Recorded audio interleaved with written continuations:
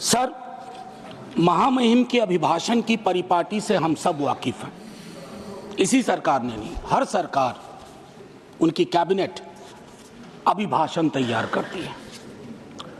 महोदय, कई परंपराएं हमने बदली हैं। बरबस एक ख्याल आता है कि अगर ये परंपरा, इस पर हम सोचें कि महामहिम अगर विशुद्ध अपने अनुभव, अपनी पीड़ा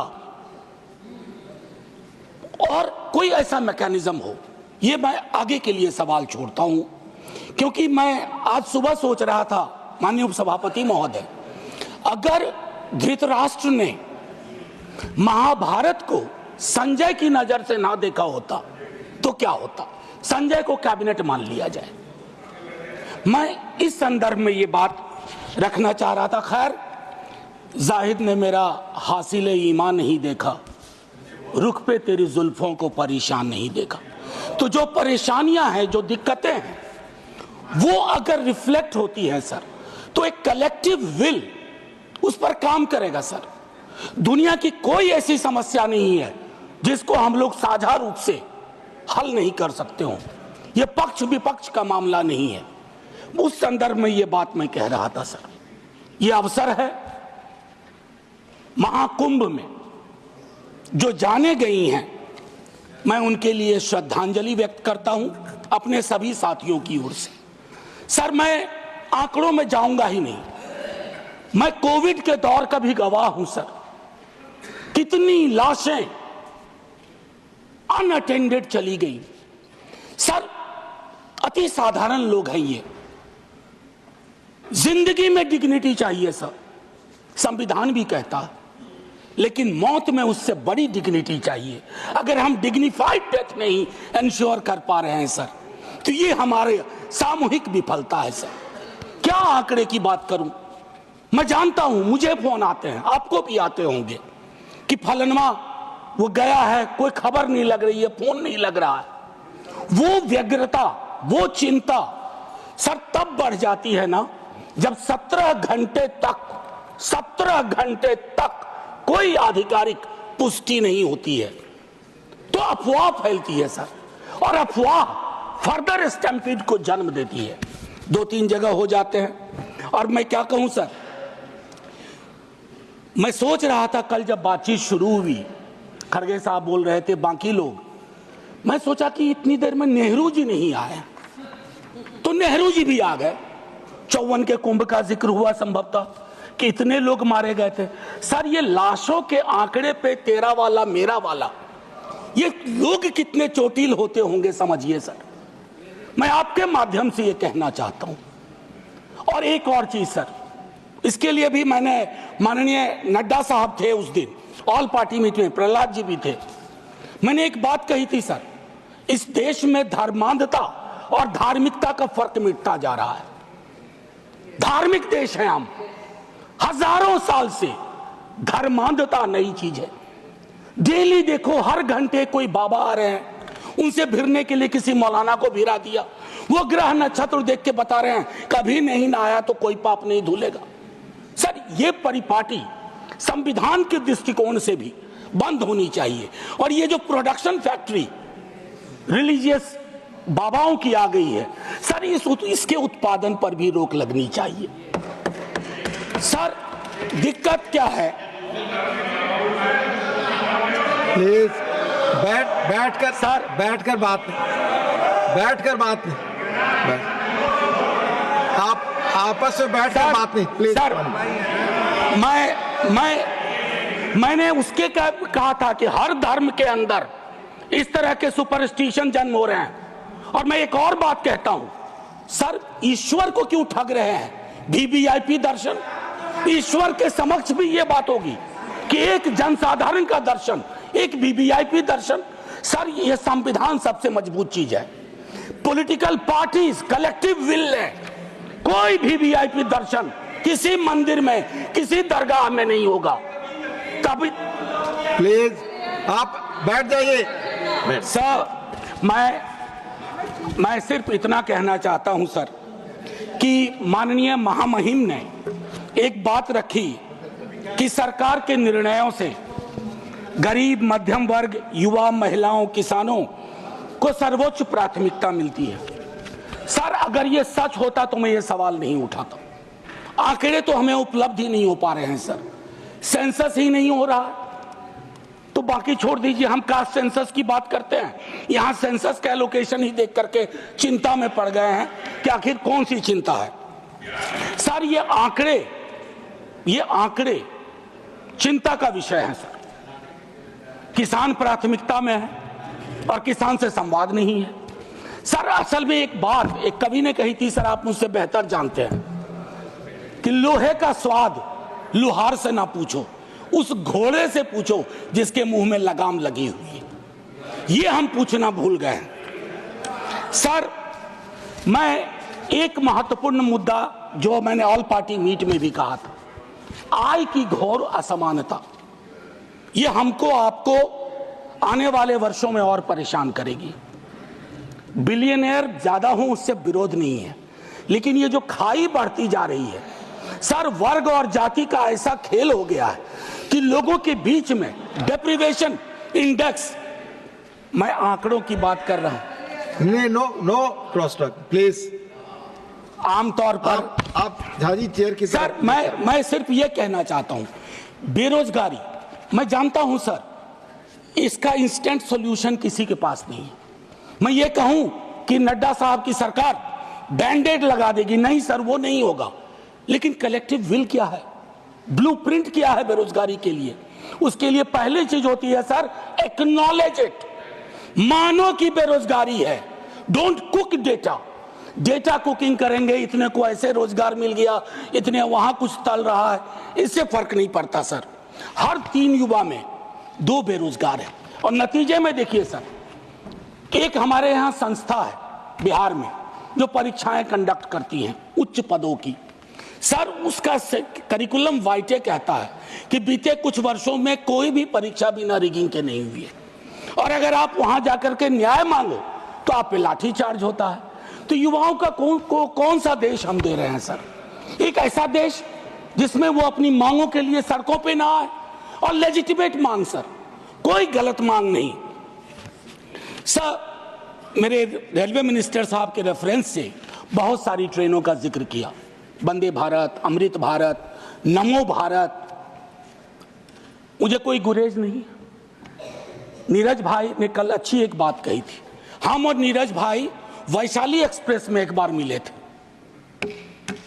ये बस्ती से चढ़े थे संभवतः, मैं सहरसा से था। सर, मैं चाहूंगा कि वो जो पुरानी एक्सप्रेस और पैसेंजर ट्रेन्स हैं जो इस देश के 88-90% कैरेज को ले जाती है, लोगों को ले जाती है, उनकी क्या हालत, उनकी हालत अगर देख लें। और मैं तो कहूंगा माननीय रेल मंत्री जी से आपके माध्यम से औचक निरीक्षण करें, लेकिन भेष बदल के, मुरेठा उरेठा बांध लें, दाढ़ी बढ़ा लें, ताकि लगे नहीं कि ये वही व्यक्ति हैं, और फिर देखें कि अद्यतन स्थिति क्या है सर।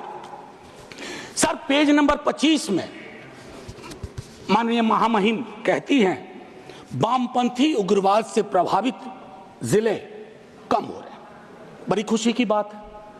लेकिन एक दक्षिणपंथी उग्रवाद भी है, एक दक्षिणपंथी अतिवाद भी है, और जिसके अंदर संभावना होती है कि वो छद्म राष्ट्रवाद का रूप ले लेता है, उसके बारे में हम क्या सोच रहे हैं, ये भी सर तय करना होगा।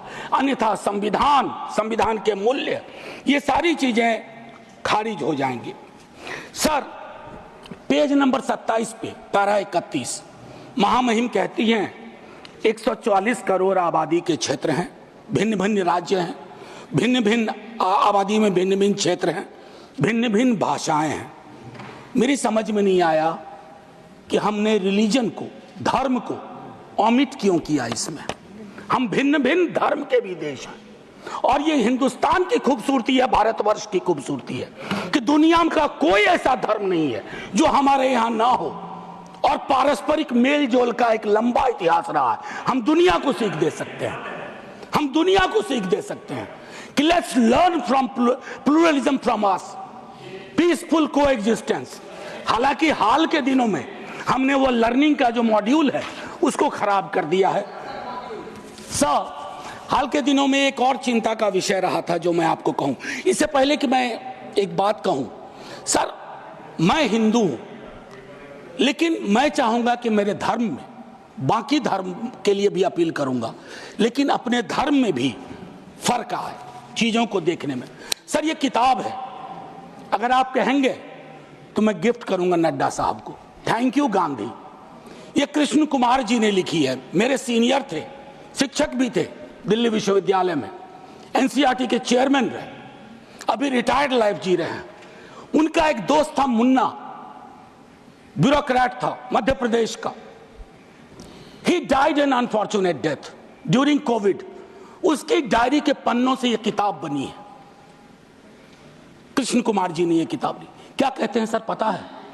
कलेक्टिव गिल्ट का एक्सप्रेशन हमारे धर्म में कम रहा। औरतों के साथ क्या क्या नहीं हुआ, कलेक्टिव गिल्ट नहीं। जातियों में देखिए किस तरह का व्यवहार रहा, कलेक्टिव गिल्ट नहीं। गांधी की हत्या के बाद कलेक्टिव गिल्ट का अभाव रहा। उस संदर्भ में यह किताब है। मैं ऐसे ही नहीं कह रहा हूं, मैं गिफ्ट करूंगा लिख करके माननीय नेता सदन को। बड़ा गडमड हो रहा है। अगर देखें महामहिम के भाषण में, अभी हाल के दिनों में चर्चा हुई कि स्टेट, सर पॉलिटिकल लाइफ में विरोध करना तो इनकी नीतियों का शुरू किया था विद्यार्थी के रूप में। तो हम कहते थे Indian state oppressive state, Indian state down down, लेकिन हम फर्क जानते थे राज्य और राष्ट्र का।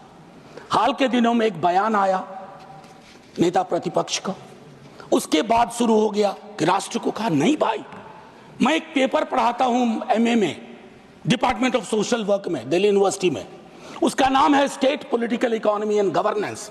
उसका पहली यूनिट में कहता हूं there is a difference between nation comma state comma its government. हम तीनों डिस्टिंक्शन को ब्लर कर रहे हैं। मैं राष्ट्र की खूबसूरती के लिए अपने सरकार की आलोचना करूंगा, मैं राष्ट्र की बेहतरी के लिए अपने राज्य की आलोचना करूंगा, लेकिन मैं राष्ट्र के साथ मोहब्बत में हूं, इसलिए कर रहा हूं। इस डिस्टिंक्शन को खत्म ना किया जाए सर। एक चीज 2022 के अगस्त महीने में हमारे बिहार के मुख्यमंत्री जी की अंतरात्मा जागी, हम साथ आए। साथ आने से सर कुछ फर्क पड़ा, 5 लाख नौकरियां मिली, युवाओं में जोश आया। दूसरी चीज ज्यादा महत्वपूर्ण है सर, दूसरी चीज ज्यादा महत्वपूर्ण है। चलिए उस पर ऐतराज है, बाद में बात करेंगे। दूसरी चीज ज्यादा महत्वपूर्ण है, 3.5 लाख प्रक्रियाधीन के बाद जातिगत सर्वेक्षण हुआ सर।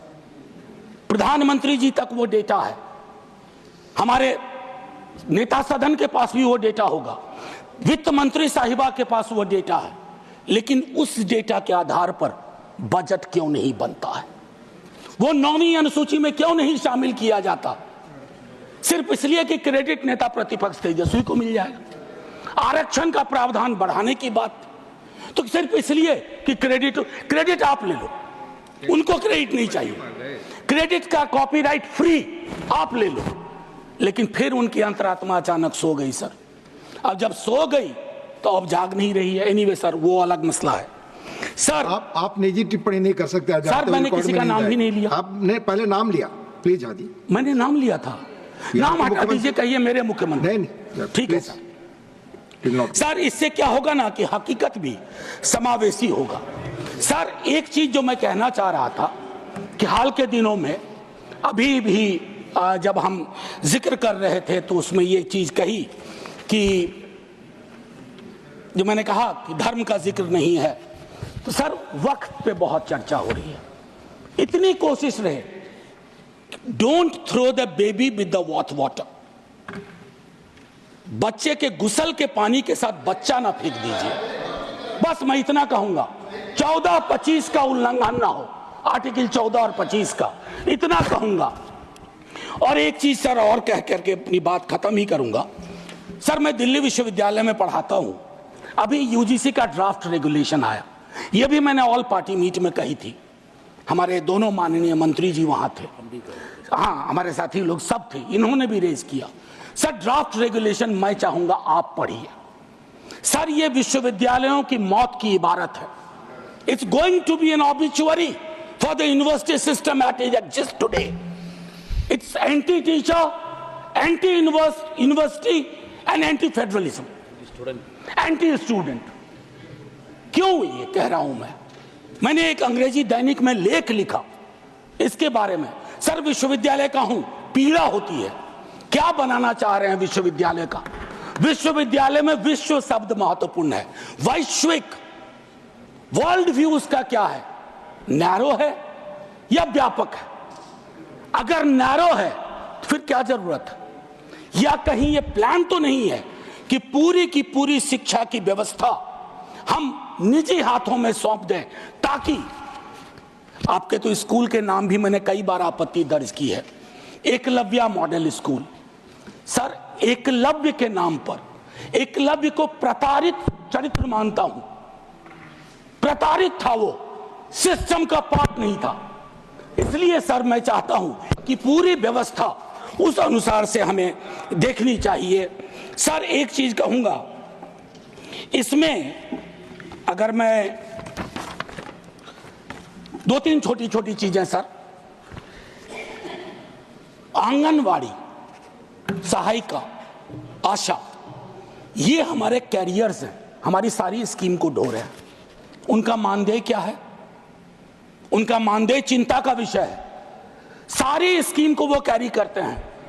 एक तो वैकेंसी है, ऊपर से उनके मानदेय में कोई बढ़ोतरी नहीं, तो एक स्टैग्नेशन है सर, कंप्लीट स्टैग्नेशन है। उनके लिए सोचा जाए, उनके बारे में, उनके कार्य के अनुरूप चर्चा हो। सर टीचर की वैकेंसी, मैं तो अपने यहां से भी वाकिफ हूं, विश्वविद्यालयों की बात नहीं करूंगा। एक श्वेत पत्र आना चाहिए, SC ST OBC रिजर्वेशन की क्या अद्यतन स्थिति है विश्वविद्यालयों में, ICSR इंस्टीट्यूशंस में। सर लोगों की आंखें फटी रह जाएंगी। मैं बता रहा हूं, कोविड में जब मैंने बात की थी, जो आज मैंने कुंभ वाली बात की, बीजेपी के दोस्तों ने आके कहा somebody had to speak। Sir हम पार्टी अलग अलग हो, धारा तो एक है सर। लोग उनसे भी तो कहते होंगे कि हमारा रिप्रेजेंटेशन क्या हो रहा है, हमारे बारे में क्यों नहीं बोलते हो?